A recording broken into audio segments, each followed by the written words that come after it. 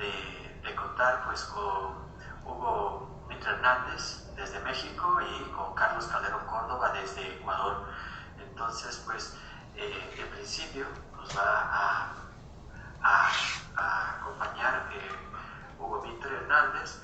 Hugo es, me voy a permitir leer un breve resumen de la hoja de vida de Hugo.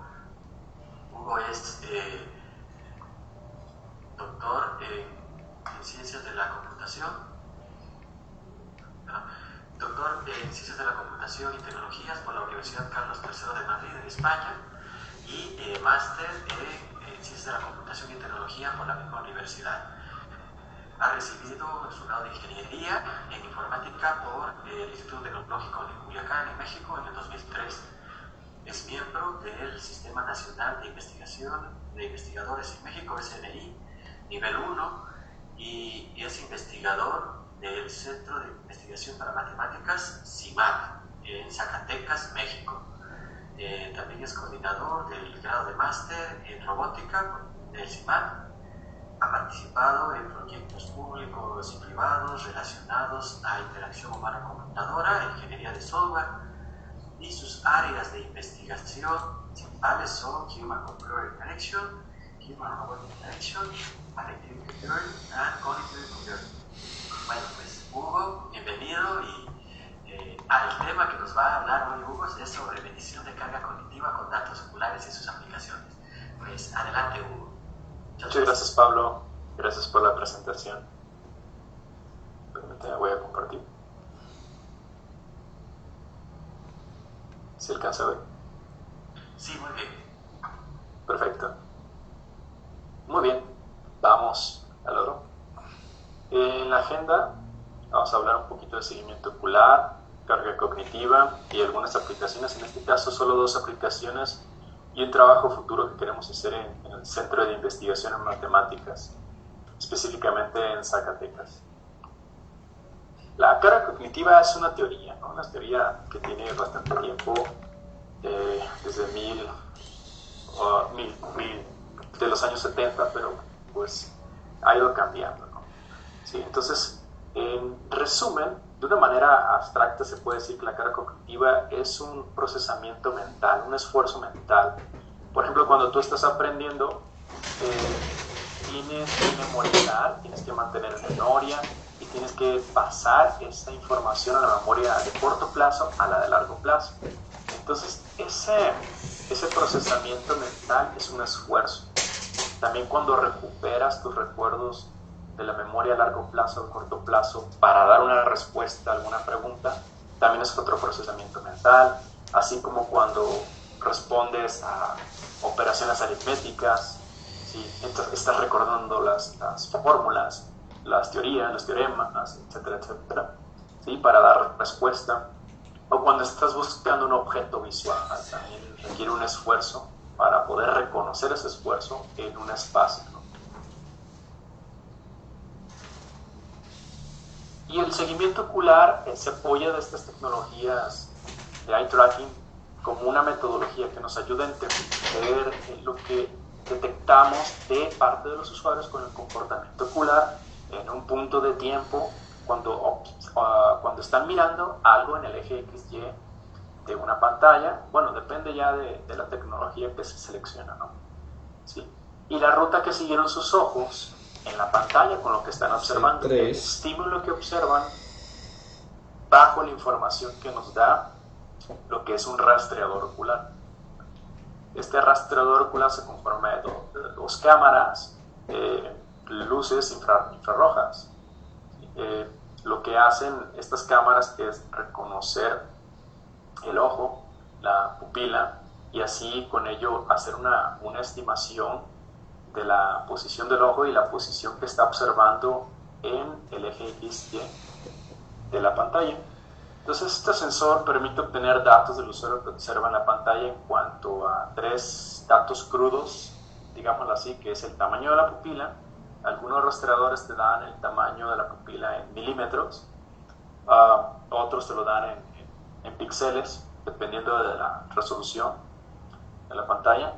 Las fijaciones, que son puntos en una pantalla XY que va desde 200 milisegundos a 600 milisegundos.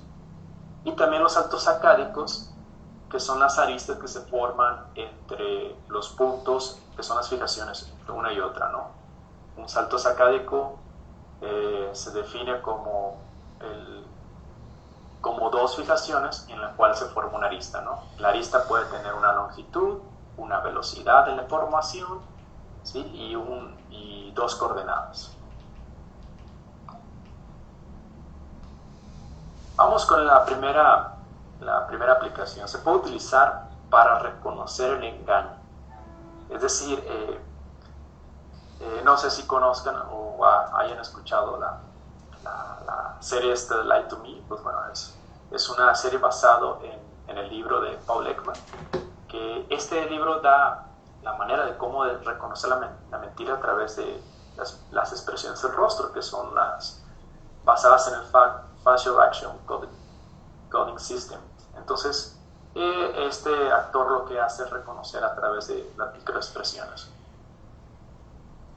Otra de las formas de detectar la mentira es con los polígrafos. Los polígrafos se basan en información del cuerpo, del movimiento corporal, la respiración ante el diafragma o la respiración correspondiente al pecho, el pulso, es decir, el ritmo cardíaco, el volumen de la presión de sangre. Entonces, se basan en esas informaciones en esas señales para reconocer si estás echando una mentira o no, ¿sí? Aunque, sin embargo, si tú eres un atleta de alto rendimiento, pues puedes controlar tu respiración y tu ritmo cardíaco, y entonces podrías evadir este tipo de reconocedor. Sin embargo, nosotros no podemos forzar a voluntad a expandir y contraer la pupila. Este es un dato muy importante porque el esfuerzo se puede medir de esta forma.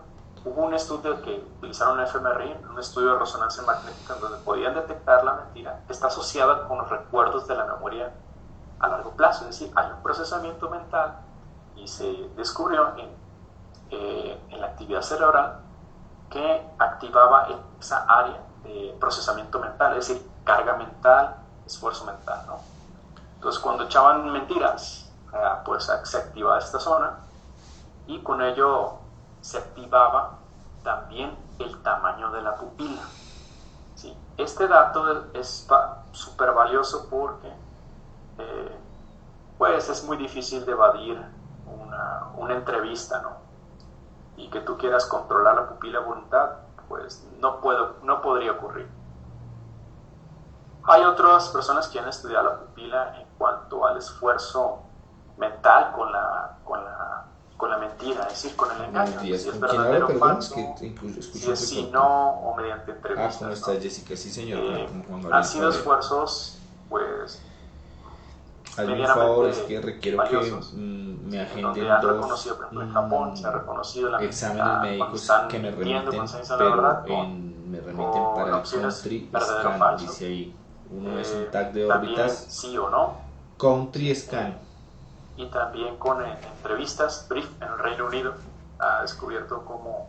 Pero ya está autorizada porque ahí dice el número de 705-6826 la autorización, ¿sí? La mentira en entrevistas. Que este sería la 80075-347. Entonces nosotros, basándonos en varios 25 de junio de un 1985. experimento con 24 participantes, 12 mujeres, sin problemas visuales o psicológicos. 9615. Utilizamos tecnología de eye tracking, el eye tracker están al día. iTrip de 60 Hz. Utilizamos un micrófono, unos speakers. Ayer me lo envió el doctor Calle, me remite a estos exámenes, pero tiene que ser en el Country porque es que me hicieron unos en la Shayo y en la Marley y resulta que los hicieron mal y la lectura radiológica está mal, entonces él con eso no me puede atender, o sea, no me puede diagnosticar. Entonces me dice que hubiera variaciones de luz. Exacto, necesito como autorizarlos. La entrevista fue interesante porque 705-6826. evitar de que nos vieran.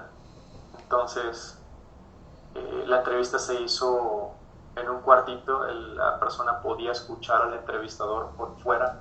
El entrevistador lo sacamos porque era una persona, digámoslo así, Carlos Alberto Calle, es correcto, para los chicos. Entonces también resulta que si te excitas un poco, pues cambia el tamaño de la pupila, y queríamos evitar esas variaciones. Dime.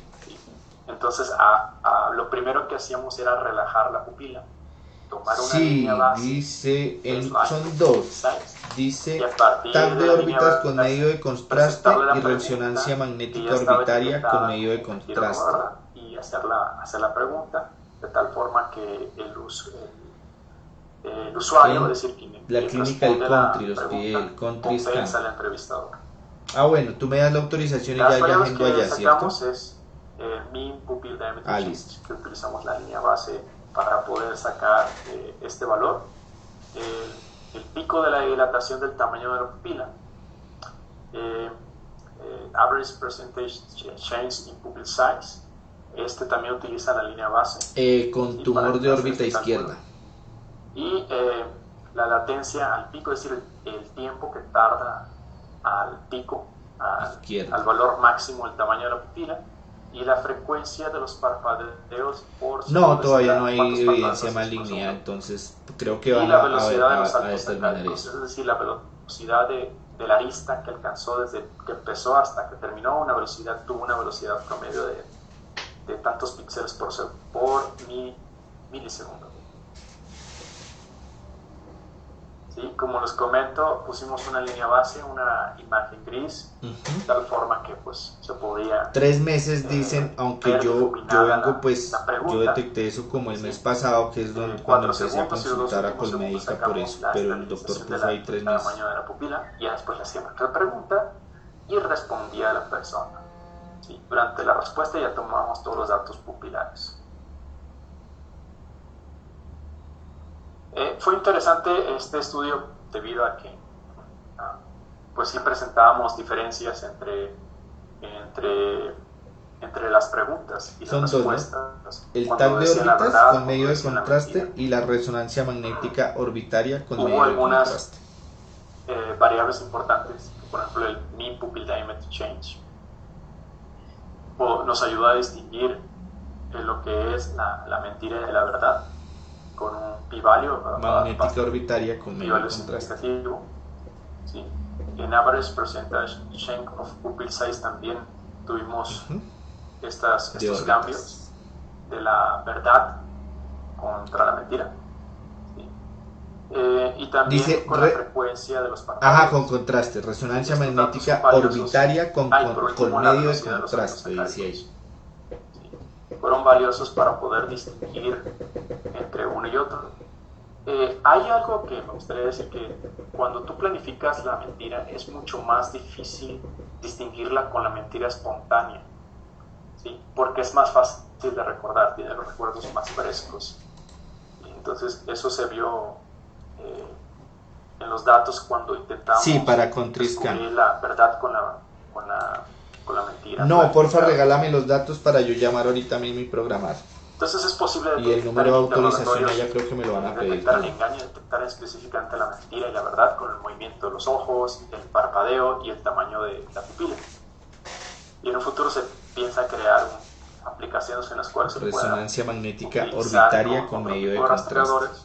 ¿Sí? Con una aplicación de interrogatorios a distancia. Es que yo me hice unas ya, pero entonces no sirvieron y el doctor dice que él requiere que se hagan en CountryScan porque la máquina ya parece ser que es como más avanzada. Que tienden a mentir o para recursos humanos. Otra aplicación fue en videojuegos. En videojuegos lo que buscábamos era controlar una cierta dificultad, pero primero queríamos conocer pero él me dijo que sí, bajo cierta configuración, claro, yo mando todos los, y experiencias, pues él trata ese tema cómo de se tumores comportaba orbitales en un nivel de dificultad bajo, en un dificultad medio, en un nivel de dificultad alto. ¿Sí? Con el objetivo de que más tarde se pudiera controlar para evitar la ansiedad o la frustración o el aburrimiento, que son inhibidores del sistema cognitivo y en consecuencia ya no puedes aprender. Esta fue nuestra configuración. Utilizamos varios componentes como un Arduino para poder controlar con un sensor ultrasónico y hacer el cálculo de la distancia entre la cabeza con el sensor, de tal manera que pudiéramos obtener una distancia y hacer un cálculo de la estimación de la pupila, porque este tracker no soportaba movimiento de cabeza. ¿Sí? El videojuego pues era una suma de fracciones, entonces consistía en dividirlas, utilizar estos componentes para poder dividir las fracciones y hacer que se depositaran en estos contenedores, que por ejemplo este es un 12avo y este es un 8avo, ¿sí? Entonces tendrías que colocarlos de manera correcta para que se cumpliera el resultado de la ecuación.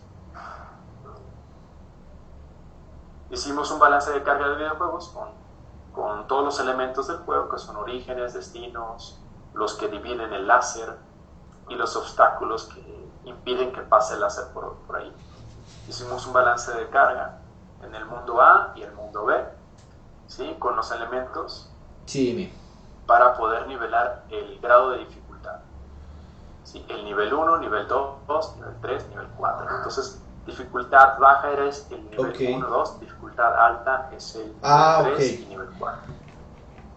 Y en este proceso tuvimos 20 voluntarios, 9 mujeres. ¿Y si será la...? Sí, con capacidades intermedias. A ver, dame un segundo. ¿Cómo se llama la de la resonancia magnética? Entre 23 y 31 años. Ahí sacamos datos del juego, como los errores, el tiempo de completitud de la etapa, el número de cambios de posición de los elementos del juego, el número de intentos que tenía cuando tú sueltas el elemento del juego, el objeto, y ese ya se considera como un intento. Y utilizamos las variables que había mencionado anteriormente, el mean pupil diameter change, el peak dilation. ¿Y si será esa? Porque es raro, acá me colocó el doctor Confiescan en los dos. Un poco diferente en cuanto a la estabilización de la línea de la pupila relajada, como la línea de referencia de los cambios. Les pusimos 8 segundos. Y los ¿pero es un tema de convenio o es un tema de que no hay ese examen? El tamaño con el cual íbamos a comparar las ecuaciones. Hicimos una tarea de comparativa. Ok, listo, ya te entendí. O sea, es más administrativo. De grid con pixelización. Dirigida, ok. Pero queda ahí mismo, en la clínica del country. Al inicio del juego. Listo, dame el teléfono. Si le ponías un blanco y la cambias al juego directamente, era un cambio bastante drástico, y lo resentía el tamaño. El negro también, pero... Y valíame la dirección que yo te interrumpí, no sé si la noté bien. Daba mejores resultados. Y en el estudio, pues se daba el mundo A y mundo B. Perdón. Perfecto, listo. Mundo A estabilizaba la pupila, le aparece el mundo A.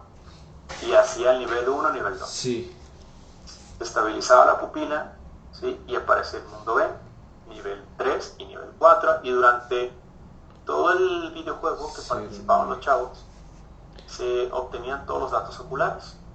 ¿Sí? Es decir, las ecuaciones un segundo. de carga cognitiva, y estos al final iban a pasar por un proceso de selección de características, y al final metimos un clasificador de random forest y logramos clasificar el nivel de dificultad alto y fácil. Perfecto, gracias. En los resultados estadísticos pues fueron buenos con los errores. Los datos de videojuegos dan muy buena información para conocer la dificultad percibida por el usuario, los errores, los errores, los tiempos de completitud de las fases, 221, 25, 39. Y cuando formamos los conjuntos de características vimos que los que mayores 06, 32. Digamos, información que nos dan mayor precisión es los datos de la pupila también, pero junto con los datos del jugador, con los datos del videojuego. Perfecto. Algo importante ¿Y para el otro? que logramos hacer, por ejemplo, la mejor combinación entre los datos del juego y con la pupila es el pico de 221. Curiosamente, cuando incluyes el pico de dilatación, aumenta la precisión. Sí. Te puede reconocer el nivel de dificultad percibido de carga cognitiva para el usuario. 0632. Pues es posible clasificar el tamaño de la pupila con datos oculares. Se pueden explorar más características. ¿Sí? Posteriormente podría hablar del cálculo de la entropía de Shannon. ¿Sí? Es una muy buena variable para los features en aprendizaje supervisado. Vale, perfecto, muchas gracias. Y nuestro trabajo futuro es evaluar la carga cognitiva de distracción visual y cognitiva en gracias. de manera simulada. ¿Sí? Es simulación, no es real.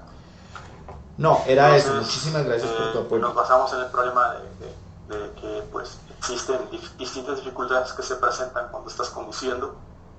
Es decir, perfecto. Puede haber tareas hasta luego, Jessica, que necesites subir el volumen, bajar el volumen, contestar llamadas, enviar mensajes, navegar, etc. ¿Sí? Pero en esos problemas que ya han sido bien estudiados en Estados Unidos, en México existe otro problema, yo creo que en Latinoamérica también, ¿sí? Que son las condiciones de las carreteras, que son bastante deficientes en algunas carreteras, y México no cuenta con ninguna nada que pueda evaluar la distracción que genera los tableros o las tareas de conducción con este tipo de condiciones en carretera. Entonces, este proyecto se busca medir la distracción cognitiva, es decir, el esfuerzo mental extra que tienes, por ejemplo, tú cuando eres un piloto y el copiloto te empieza a hablar una conversación, o cuando te pide pon este pendrive y pon este pendrive y busca tal tarea, ¿no?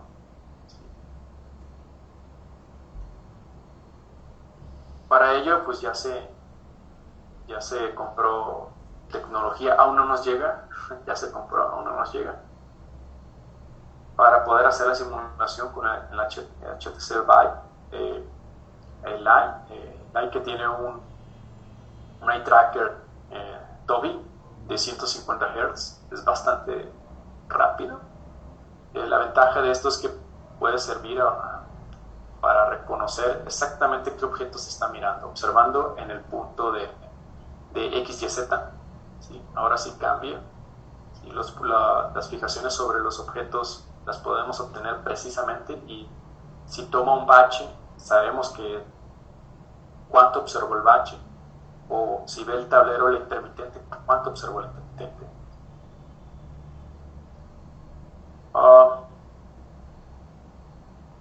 Y eso sería pues prácticamente todo. Tenemos pues bastante capacidad en realidad virtual y publicaciones con eye tracking para esto. Muchísimas gracias.